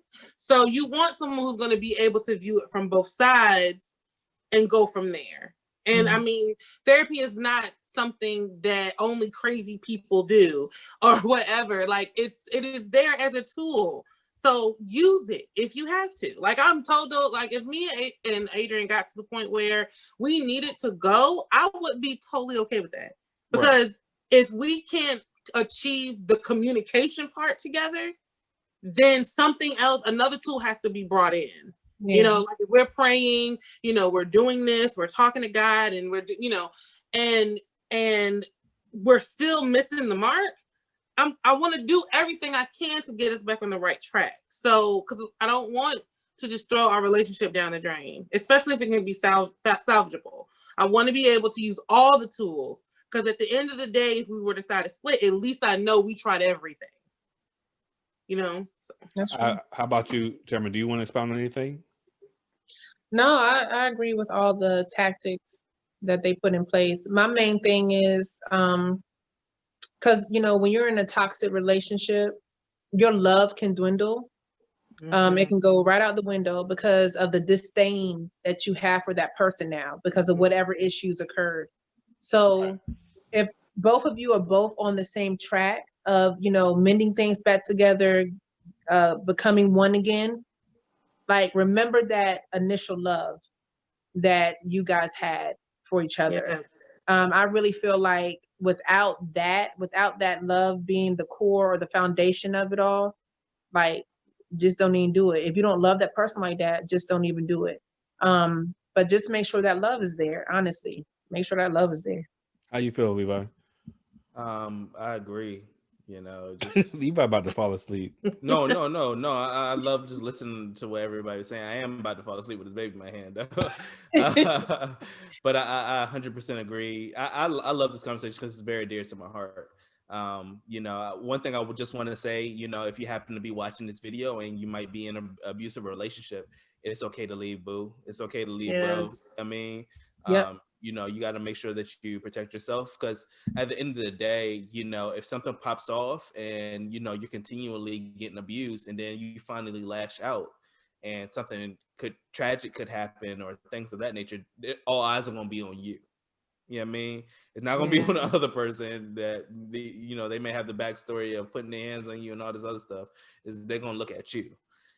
So, you know, if you're in an abusive relationship, you know, if somebody's putting their hands on you, go to counseling, like my sister said, talk to somebody, get out of the house, Yes. you know, go to a safe place. Yes. You know, it's okay. You know what I mean? To Yeah. sometimes have to start again, you know, and we just want to let you know, that you're not alone. People go through these type of situations, but I promise you, you'll make it, you know, when you do get out. Yes. Yeah, for sure. And that's the thing, like, you are not alone. Yeah. Use the village. Anyone that you consider your support system, use them. Don't be afraid. Don't be embarrassed. Just use whatever it is that is available to you. There are hotlines you could call. Just do whatever you got to do to protect yourself and your children if you have them. Absolutely. Right. You guys are really talking today, and I appreciate your input. We want to thank you guys, the viewers, for watching us today. Again, we would like for you to like the page, comment, share, subscribe. Definitely join in on the conversation. Comment, give us some good tips on certain things, and we'll definitely hear you out. We appreciate it. And guys, just be mindful and remember some of the stuff that we talked about tonight, because the last things are really important. I know some people who have been in abusive relationships. Some have worked, some have ended in tragedy. So we definitely want you guys to be safe out there. But we're going to go ahead and wish you guys a great evening, a great day. We thank you. We appreciate you. We love you for your support. And we'll see you next time on The Roundup. Take care, guys. Catch you later, guys. Be safe out there.